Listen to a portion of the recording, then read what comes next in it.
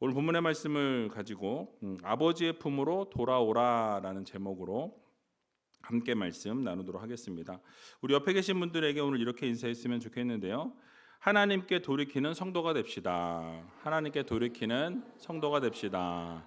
그렇습니다. 날마다 내 뜻과 내 생각과 내 고집대로 살아가는 우리가 아니라 하나님의 말씀대로 순종하여 하나님께로 돌이키며 살아갈 수 있는 저와 여러분들이 다 되시길 주님의 이름으로 간절히 축원드립니다. 우리 다음 세대들이 아마 시험 기간이라서 보라하고 저기 세호 둘 나왔네요. 박수 한번 쳤으면 좋겠습니다. 아, 예준이도 있구나. 밑에 1층에 2층만 봤더니 우리 드럼 친 예준이도 있네요. 그러니까 이렇게 어려운 중에 특별히 시험 기간에 이렇게 나와서 하나님 앞에 예배하는 이 자녀들을 하나님이 축복하시고 찍는 것마다 은혜가 있기를 그래서 시험 잘 치르고 하나님 원하시는 삶을 살아가는 귀한 자녀들이 되었으면 좋겠습니다. 이제 이 자녀를 다시 한번 축복하는 마음으로 박수 한번. 자, 어느덧 시간이 흘러서 2025년 4월의 마지막 금요 성령 집회 시간이 되었습니다. 시간이 참 빠르죠. 올해 시작한 지 얼마 안 된 것 같은데 벌써 4월 달이 지났으니까 이제 3분의 1이 지나갔습니다. 여러분, 리딩 지저스 이제 딱 12주 남았습니다. 금방 끝날 것 같은데요. 남은 시간 동안 열심히 말씀에 집중하셔서 하나님께서 허락해 주시는 그 은혜의 말씀 꼭 붙들고 살아갈 수 있는 귀한 우이제일교회 모든 성도님들이 다 되셨으면 좋겠습니다. 자, 오늘 여러분들이 너무나 잘 아시는 이 돌아온 탕자에 대해서 같이 말씀을 좀 나누려고 하는데요. 이 누가복음 15장은 복음서 전체를 통틀어서 이 하나님 아버지의 마음, 그러니까 아버지 되신 하나님이라고 우리가 고백하잖아요. 근데 그 하나님 아버지의 마음을 가장 선명하게 가장 잘 드러내고 있는 장이 바로 이 누가복음 15장의 말씀입니다. 그러니까 예수님께서 우리가 오늘 읽진 않았지만 그 앞부분을 보게 되면 세 가지 비유를 연속해서 말씀하시는 것을 우리가 볼 수 있습니다. 그러니까 잃어버린 것들을 찾는 기쁨, 그리고 결국 돌아오게 하셔서 돌아와서 하나님 앞으로 돌아왔을 때 하나님께서 얼마나 그들을 반겨주시고 얼마나 기뻐하시는지 이런 부분들에 대해서 설명이 되어져 있다라는 것이죠. 그래서 첫 번째 우리가 살펴보진 않았지만 잃은 양 한 마리를 찾는 목자의 기쁨, 여러분 잘 아시잖아요, 그죠? 잃어버린 양을 찾기 위해서 얼마나 찾아다니는 그 목자의 마음같이 하나님께서 우리를 찾으시고 기다리시고 그 돌아온 잃어버렸던 양을 찾았을 때 그 기쁨, 그 잔치를 베푸는 그 사랑을 표현하고 있는 것을 보게 되죠. 또 그 이후에 잃은 드라크마 한 개를 되찾은 여인의 기쁨에 대해서 이야기합니다. 10 드라크마가 있는데 그 중에 하나를 잃어버렸는데 그 한 드라크마를 찾았을 때 그 기쁨, 제 생각에는 9개 있으면 될 것 같은데, 근데 여러분 아시는 것처럼 그 10개가 있어야 이제 이 시집 갈 때 이제 준비되어진 이 드라크마라고 여러분 아마 아실 거예요. 그런 여인의 기쁨에 대해서 설명하고요. 오늘 본문에 나오는 잃어버린 아들이 돌아온 사건을 통해서 이 예수님의 비유가 이제 정점에 이르게 되는 것을 보게 됩니다. 그러면서 하나님 아버지의 그 사랑, 아버지의 그 마음을 표현하고 있는 것이 오늘 탕자의 비유에 들어 있는데요. 결국 이 비유들을 통해서 하나님의 마음을 우리에게 전달시켜주고, 그리고 또 하나님께서 우리의 모든 것들을 회복시켜 주시는 그 은혜, 그런 기쁨이 강조되어 있는 것을 우리가 보게 됩니다. 사실 이 이야기는 어떤 단순한 가정의 이야기가 아니에요. 한 가정의 어떤 스토리텔링이 아니다라는 거죠. 바로 하나님의 이야기고 우리들의 이야기다라는 사실입니다. 여러분, 이 비유 속에는 3명의 인물이 등장하죠. 첫 번째 인물은 멀리 떠나갔다가 돌아오게 된 둘째 아들 탕자, 작은 아들입니다. 두 번째 인물은 아버지 곁에 항상 그 자리를 지키고 있지만은 정작 아버지의 마음을 잘 모르는 그런 첫 번째 장자 아들을 이야기하죠. 세 번째 인물은 누구입니까? 모든 것을 품고 그리고 끝까지 기다리시는, 그리고 그 돌아온 탕자를 달려나가서 맞이해 주시는 이 아버지, 그 사랑하는 아버지의 그 마음을 그리고 있다라는 거예요. 그 아버지를 얘기하니까 그 최근에 폭삭 소가수단가 여러분 어때 보셨어요? 저도 그걸 봤는데 아주 아버지의 그 사랑, 그 말로 표현할 수 없는 그 사랑. 그래서 요즘에 해외에서도 반응이 아주 뜨겁다 그럽니다. 중년 남자들이 막 울면서 그걸 다 본다 그래요. 아주 그런 드라마라고 하는데 그 아버지에 대한 이런 이야기들, 이렇게 등장하는 인물들의 관계와 모습을 통해서 우리들의 신앙을 한번 돌아보고, 여러분 하나님 아버지의 그 사랑이 얼마나 깊고 얼마나 그 넓고 얼마나 우리를 사랑하는 마음이 뜨거우신지를 여러분 한번 살펴보면서, 우리가 혹시라도 하나님을 떠났거나 하나님과 좀 멀어져 있거나 하나님과 좀 등져 있는 상황 가운데 놓여 있는 분들이 계시다면, 여러분 오늘 말씀을 듣고 다시 하나님 앞으로 돌아오는 귀한 역사가 일어나길 주님의 이름으로 간절히 축원드립니다.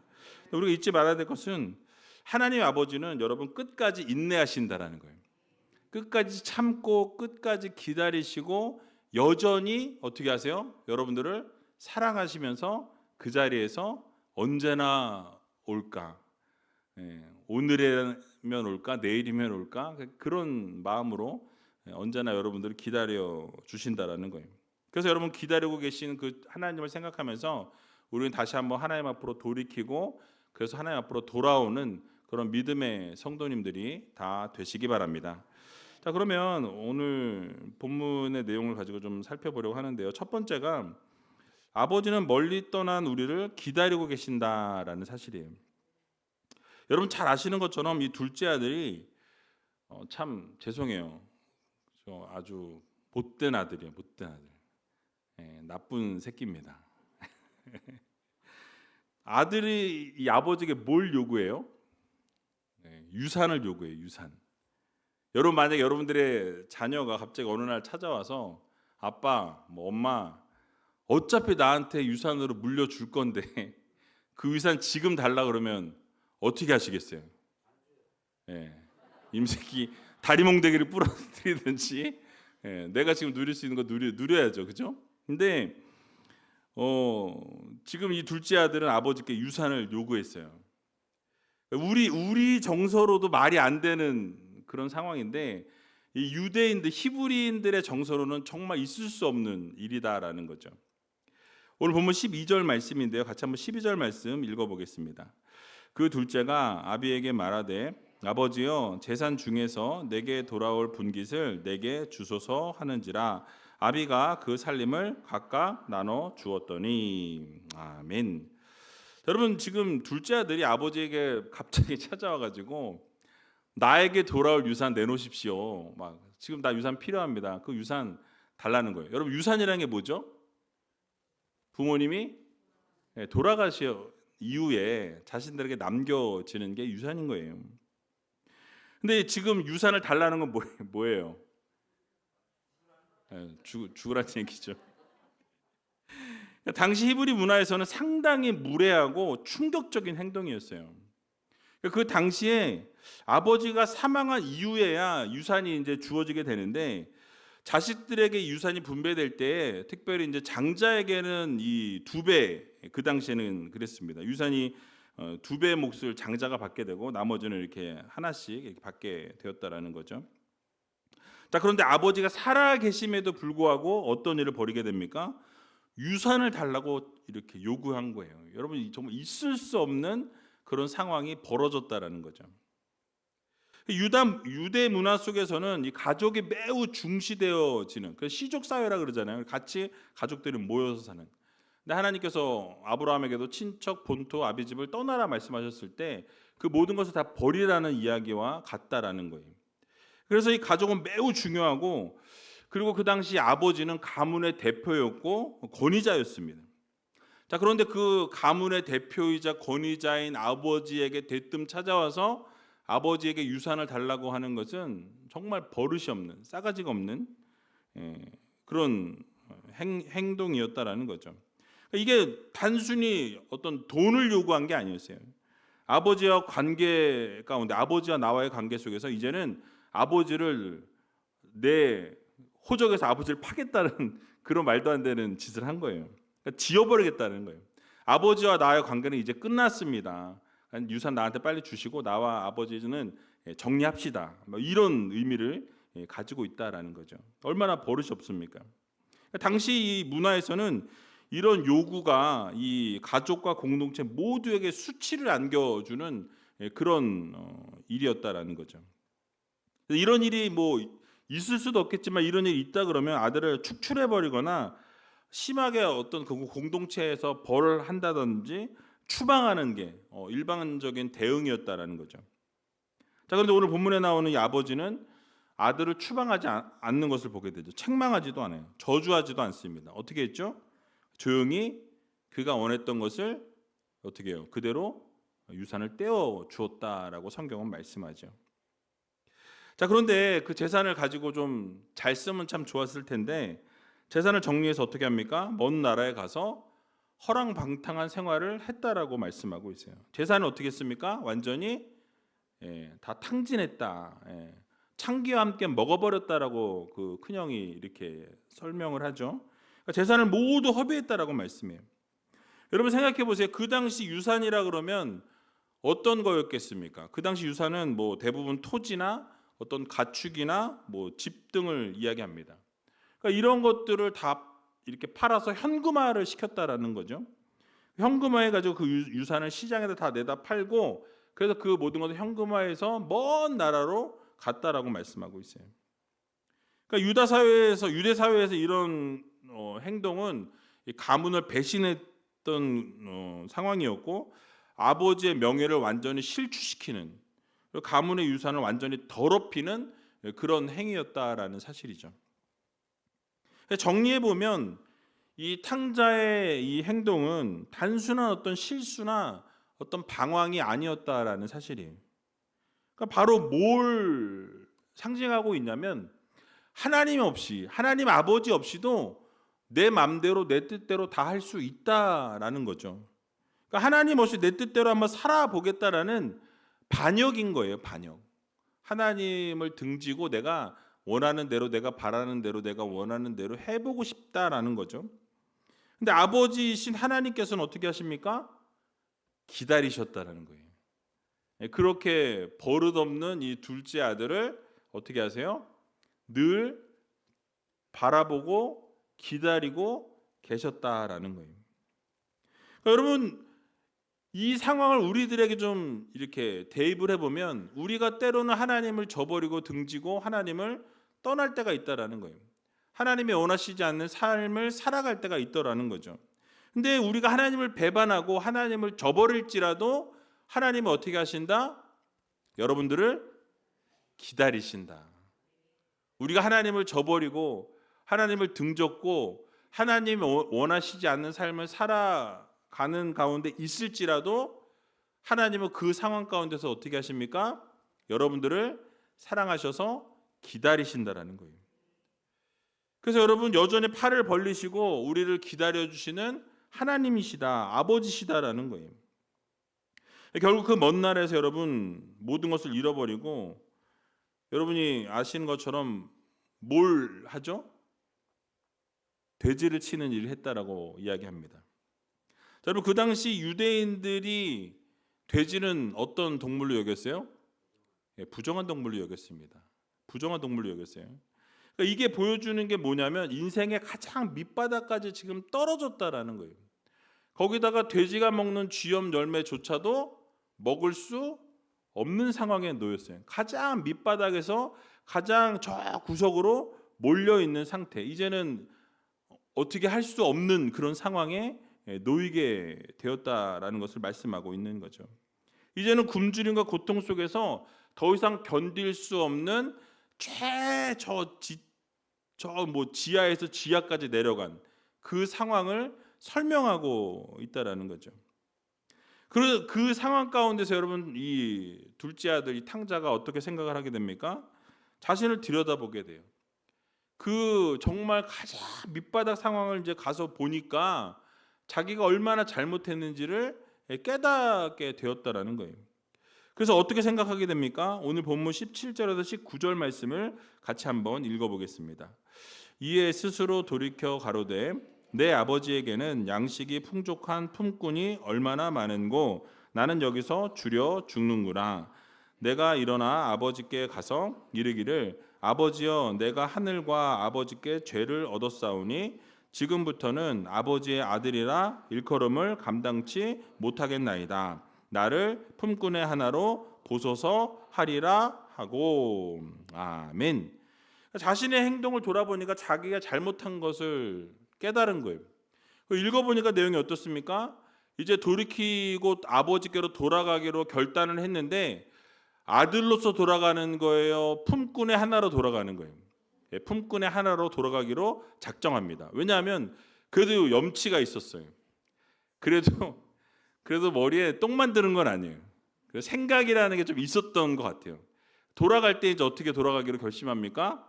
내가 아버지의 아들로서는 절대 돌아갈 수 없다. 나는 그냥 종으로서 하나의 품꾼으로 그냥 돌아가서 먹고라도 좀 살았으면 좋겠다. 일이라도 하면서 내 생명을 좀 이게 부지했으면 좋겠다. 이제 이런 마음을 지금 갖게 되었다라고 말씀합니다. 결심을 한 거예요. 그리고 이제 아버지께로 돌아가기로 결정을 하고 돌아갔다라는 거예요. 근데 여러분 놀라운 일이 발생했다라고 성경은 말씀합니다. 탕자가 아버지께 돌아가게 되었는데 아직 저 멀리 있음에도 불구하고 아버지가 알아봅니까? 못 알아봅니까? 알아봤다라는 거예요.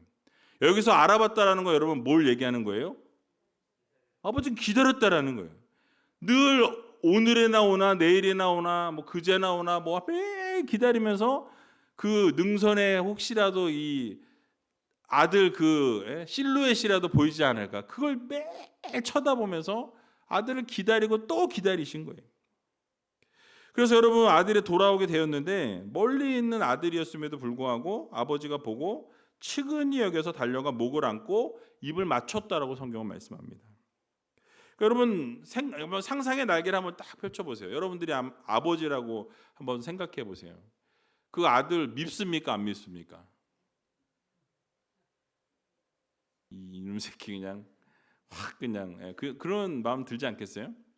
근데 아버지가 그런 마음이 아니라 기다리고 또 기다리면서 그 실루엣이 아들의 실루엣이 보이자 어떻게 해요? 달려갔다라고 이야기해요. 그리고 그 아들을 안아주고 뭐 반지도 껴주고 옷도 입혀주고 막 이것저것 다 해주죠.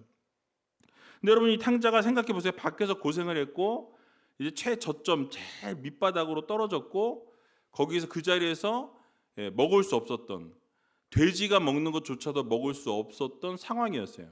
돼지를 쳤다라는 것은 밑바닥 생활이었고 그러면 어떻게 됐겠습니까? 상당히 지저분했을 것이고 냄새도 보통이 아니었을 거예요. 아마 여러분 옛날 그 푸세식 화장실 냄새 기억하세요? 기억이 안 나시나 보죠. 너무 이제 요즘 생활이 좋아져가지고. 근데 그런 냄새가 쓰레기 냄새 같은 냄새가 났을 거예요. 거의 거짓골을 하고 있었을 거라고 저는 생각합니다. 그런데 아버지는 그렇게 더럽고 초라한 모습의 아들을 외면치 않았다라고 말씀해요. 멀리서 보고 있는데 달려가게 됩니다. 여기서 아직도 상거가 먼데라고 이야기하는데 그거는 아주 거리가 멀었다는 것을 이야기하고 있어요. 그렇게 거리가 멀었음에도 불구하고 아들이라는 것을 딱 한눈에 알아봤다라는 거예요. 그만큼 아버지는 아들을 기다리고 있었다라는 거예요.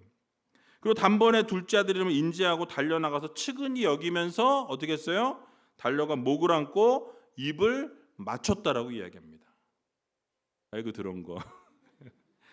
그렇게 냄새가 났을 텐데 목을 끌어안고 입을 맞췄어요. 여러분 아버지는 결국 유산을 탕진한 아들이었지만 기다리신 거예요. 여러분 이처럼 때로는 하나님께서 우리가 하나님으로부터 멀어지고 하나님을 저버리고 등졌을지라도 또 우리가 자유를 누리기 위해서 하나님을 떠났을지라도 하나님은 어떻게 하세요? 여러분들을 기다리고 계신다라는 거예요. 그래서 여러분, 하나님께서 여전히 여러분들이 돌아오기만을 기다리고 계신다라는 이 사실을 우리는 반드시 기억해야 할 것입니다. 몸은 있지만 마음은 이미 멀리 있는 분들도 계실지 모르겠어요. 그러나 하나님께서 말씀하시는 것은 몸과 마음이 하나님께로 향해 있는 것을 원하신다라는 거예요. 우리가 여전히 하나님을 등져서 그렇게 살아가고 있다라고 한다면 여러분, 하나님은 여전히 인내하고 기다리신다라는 이 사실을 여러분 모두 기억하셔서 날마다 하나님 앞에 돌이키고 그렇게 돌아올 수 있는, 그리고 그렇게 기다리시는 하나님 앞에 그 품으로 안길 수 있는 저와 여러분들이 다 되시길 주님의 이름으로 간절히 축원드립니다. 자, 이제 탕자가 돌아와서 아버지에게 이렇게 말하죠. 21절에 보니까 이렇게 말씀합니다. 같이 한번 읽어보겠습니다. 아들이 가로되 아버지여, 내가 하늘과 아버지께 죄를 얻었사오니 지금부터는 아버지의 아들이라 일컬음을 감당치 못하겠나이다 하나. 아멘. 여러분, 이제 고생을 좀 해보더니 어떻게 됐어요? 태도가 확 바뀌었어요. 달라졌어요. 양심은 좀 살아 있었던 것 같아요. 그래서 자신이 저지른 죄로 인해서 아버지와 이 아들이라 일컬음을 내가 감당할 수 없을 것 같다라고 그렇게 이야기합니다. 그런데 그 다음 말은 우리가 읽었던 19절에 보듯이 자신을 뭐로 여겨달라? 이제 품꾼의 하나로 여겨달라고 이야기할 찰나였어요. 그죠? 본인이 생각한 대로 지금 이야기를 풀어나가고 있어요. 그러면 분명히 이 다음에 나와야 될 말은 나를 품꾼의 하나로 써주소서, 이 말이 나와야 된다라는 거예요. 그러니까 아버지께 용서를 받고 내가 이제 죄를 지었으니까 그 죄에 대한 대가로 나는 아버지의 아들로서 불릴 자격이 없습니다. 그렇기 때문에 나를 뭐로? 종으로 여겨주십시오. 종으로 내가 이 집에 좀 남겠습니다. 염치가 있는 발언이었다라는 거예요. 근데 이런 말을 하기도 전에 어떻게 합니까? 그 종들에게 아버지는 명령했다라고 말씀해요. 뭐라고 이야기했습니까? 22절에서 24절 말씀 같이 한번 읽어보겠습니다. 아버지는 종들에게 이르되 제일 좋은 옷을 내어다가 입히고 손에 가락지를 끼우고 발에 신을 신기라. 그리고 살찐 송아지를 끌어다가 잡으라. 우리가 먹고 즐기자. 이 내 아들은 죽었다가 다시 살아났으며 내가 잃었다가 다시 얻었노라 하니 저희가 즐거워하더라. 아멘. 여러분, 가장 좋은 옷을 입혔다라는 것은 신분을 회복시켜 주었다라는 거예요. 그러니까 나는 아들로서가 아니라 나는 하인으로서 나를 받아달라고 이야기하려고 하는 찰나에 아버지는 어떻게 했어요? 그 말을 딱 막으면서 아들의 지위를 회복시켜 주었다라는 거예요. 신분을 회복시켜 줍니다. 종의 신분으로 살겠다라고 이야기하려고 했지만 아버지는 탕자가 돌아오자마자 그의 아들의 신분을 바로 세워주게 되었다라는 거예요. 게다가 가락지를 끼워줬다라고 이야기하죠. 가락지는 권위를 상징합니다. 그러니까 그 아들의 권위를 이전 아들의 권위처럼 종들 앞에서 어떻게 합니까? 모든 권위를 다, 지위를 회복시켜 주었다라는 이야기예요. 그래서 여러분, 그리고 송아지를 잡으라고 명령했습니다. 그러니까 이것은 뭐예요? 하인으로 대했다라는 게 아니에요.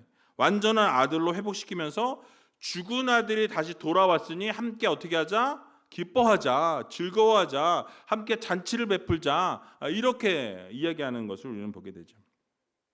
그러니까 여기서 우리가 깨달아야 될 것이 무엇입니까? 아버지의 사랑이라는 것은 자격이 아니라는 거예요. 전적인 은혜라는 것을 우리에게 보여주고 있다는 거죠. 여러분, 돌아온 탕자가 완전히 지금 회개한 것도 아니었지만 아버지의 사랑이 완전하고 큰 사랑이었기 때문에 그 모든 죄와 허물을 덮어줄 만큼이었다는 사실입니다. 그래서 아들의 지위는 완전하게 다 회복이 되어졌다는 거예요.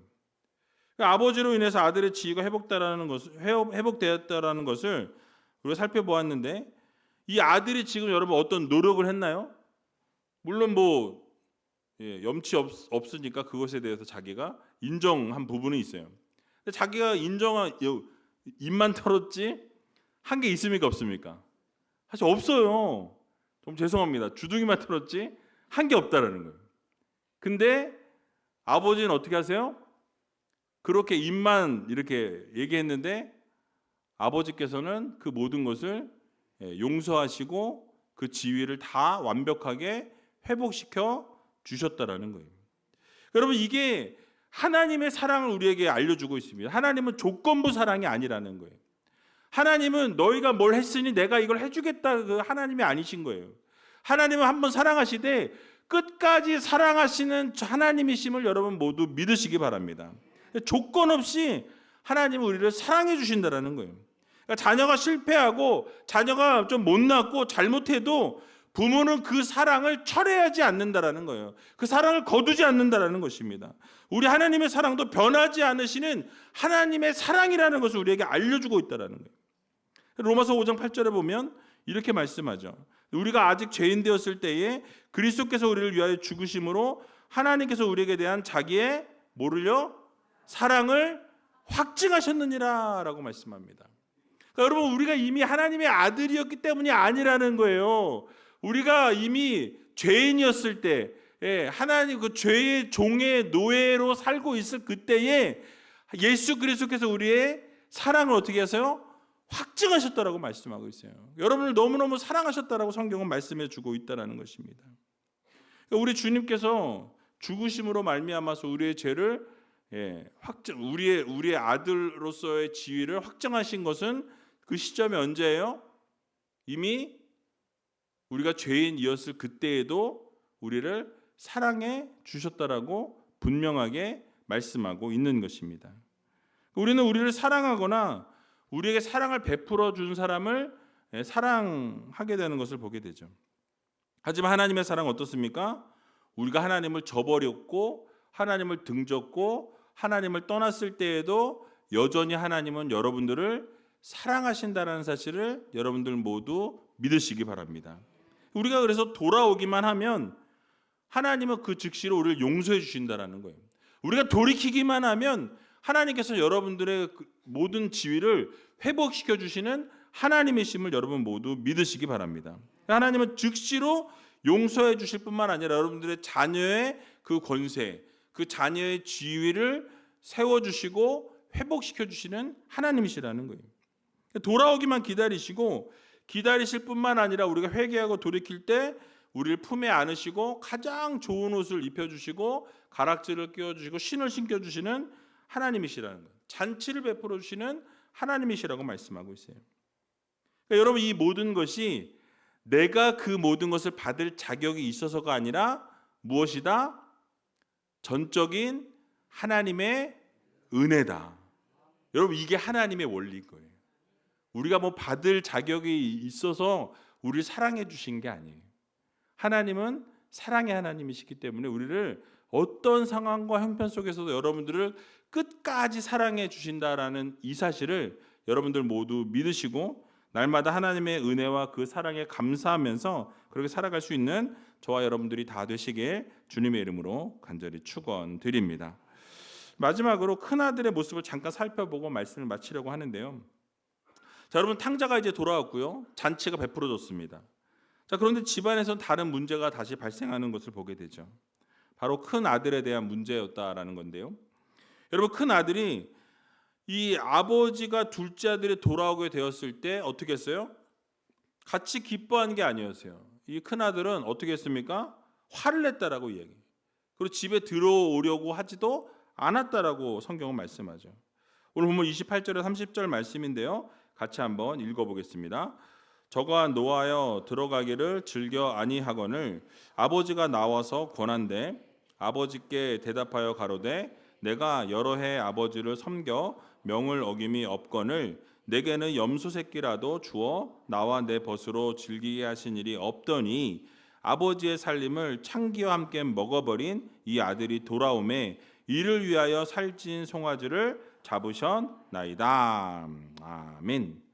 자, 여러분, 큰 아들은 지금 어떤 상황입니까? 완전히 열이 받은 상태예요. 완전히 빡쳤어요. 그러니까 아버지와 함께 집에 있었는데 그 마음은 어때요? 이미 아버지와 멀리 떨어져 있는 상황이라는 거예요. 이 큰아들은. 그러니까 내가 잘했는데 내가 아버지랑 있었고 내가 함께 했는데 그럼 어떻게 해야 된다라는 거예요? 나를 사랑해주고 나를 인정해줘야 된다는 거예요. 내가 보상을 받아야 된다는 거예요. 근데 지금 누가 보상을 받았어요? 둘째 아들이 보상을 받고 있어요. 모든 재산을 탕진해버린 둘째 아들이 벌을 받아야 되는데 오히려 아버지의 인정을 받고 사랑을 받고 다시 잔치를 베풀어주는 그 모습을 보면서 원망과 불평이 쏟아져 나왔다는 거예요. 사실 여러분, 이 비유에서 상징하고 있는 이 탕자는 여러분 잘 아시는 것처럼 세리나 그 죄인들을 상징해요. 첫째 아들은 바리새인들과 같이 이 하나님을 잘 섬긴다라고 이야기하는 종교인들, 그런 종교인들을 상징하고 있습니다. 근데 여러분, 이들은 사랑이 없이 이기적이고 독선적인 그러한 속성을 지니고 있는 것을 보게 되죠. 그래서 여러분 아시는 것처럼 당시에 어떠한 일들이 있었습니까? 그래서 바리새인들은 사랑이 없었기 때문에 엄격한 종교 이런 어떤 규율들, 규칙들만 집착하면서 그 모든 것을 사람들에게 짐을 지었다라는 거예요. 그것을 지키지 못하면 벌에 대한 이야기만 외쳤다라는 거예요. 정죄하고 비판하는 일들을 일삼았던 것이 바로 바리새인들의 모습이었다라는 거죠. 그러다 보니까 하나님의 구원의 은혜로 말미암아서 죄인들이 용서받고 죄인들이 회개하고 죄인들이 돌아오고 그들의 기쁨과 즐거움을 누리는 것을 어떻게 해요? 못마땅한 거예요. 볼 수가 없는 거예요. 아니, 우리처럼 종교적으로 사는 사람이 당연히 누려야 될 것을 어떻게 저런 죄인들이 누릴 수 있는가? 원망과 불평이 쏟아졌다라는 거죠. 오늘 본문에 나오는 것처럼 장남이 어떻게 했습니까? 작은 아들이 아버지에게 용서받는 그 일이 불쾌했던 거예요. 그러니까 지금 자신은 아버지께 최선을 다했고 아버지 옆에 있었던 것도 나고 아버지를 최선을 다해 섬겼다라고 자부하는 모습을 보게 되죠. 근데 여러분 어떻습니까? 사실 아버지는 매일 누구 기다렸어요? 도망친, 집을 떠난 둘째 아들을 기다리고 있었다라는 거예요. 근데 이 둘째 아들을 찾는 일에 이 첫째 아들은 전혀 무관심했어요. 불순종했습니다. 그러면서 자신의 고집과 자신의 아집을 내세우면서 하나님의 말씀에 불순종하고 대적하면서 회방하는 모습을 큰 아들이 보여주었다라는 사실이에요. 여러분, 혹시 우리 안에도 이 첫째 아들과 같은 모습이 여러분들의 삶에 있지는 않은지 우리 자신을 좀 돌아볼 필요가 있다라는 거예요. 그리고 큰아들과 같이 동생의 죄를 판단하면서 정죄하면서 자신이 더 낫다라고, 내가 더 종교적으로 더 우월하다라고 생각하는 분은 없냐라는 거예요. 아버지의 뜻을 끝까지 거스르고 아버지의 뜻을 회방하면서 그러면서 내가 혹시 내 마음대로 내 뜻대로 종교적인 행위를 이렇게 겉으로 포장하면서 그렇게 살아오진 않았는지 우리 자신을 한번 들여다볼 필요가 있다라는 사실이에요. 여러분들은 지금 어느 자리에 서 계십니까? 혹시 탕자처럼 하나님을 멀리 떠나서 내 원대로 내 뜻대로 내 마음대로 그렇게 살아가고 계시진 않으십니까? 아니면 큰 아들처럼 종교적인 껍데기에 갇혀서 남을 오해하고 정죄하고 판단하면서 원망과 불평으로 그렇게 살아가고 계시진 않으시냐라는 거예요. 여러분, 하나님께서 원하시는 것은 무엇입니까? 결국 하나님 앞에 돌아오는 걸 원하신다라는 거예요. 하나님 앞에 돌이키기를 원하신다라는 거예요. 죄 가운데 있을 때 어떤 상황 가운데 놓여 있든지 그 하나님을 생각하고 자신의 죄를 인정하고 고백하면서 하나님 앞에 돌아오기만 하면 하나님은 그 죄를 기억지도 않으신다라고 말씀하고 있어요. 동이 서에서 먼 것처럼 우리의 죄가를 어떻게 하신대요? 멀리 하신다고 말씀하고 있습니다. 여러분, 이 사실을 반드시 마음에 새기시고 날마다 주님 앞에 돌이키고 돌아오셔서 하나님의 그 사랑하는 그 품에 안기시고 하나님께서 안아주실 때 여러분 그 사랑을 누리시고 날마다 하나님께서 여러분들을 정말 기다리고 계신다라는 이 사실을 다시 한번 마음에 새기시고 오늘 다시 한번 하나님 앞에 돌이키고 돌아와서 그 하나님의 사랑과 은혜를 누리면서 그렇게 살아갈 수 있는 저와 여러분들이 다 되시길 주님의 이름으로 간절히 축원드립니다.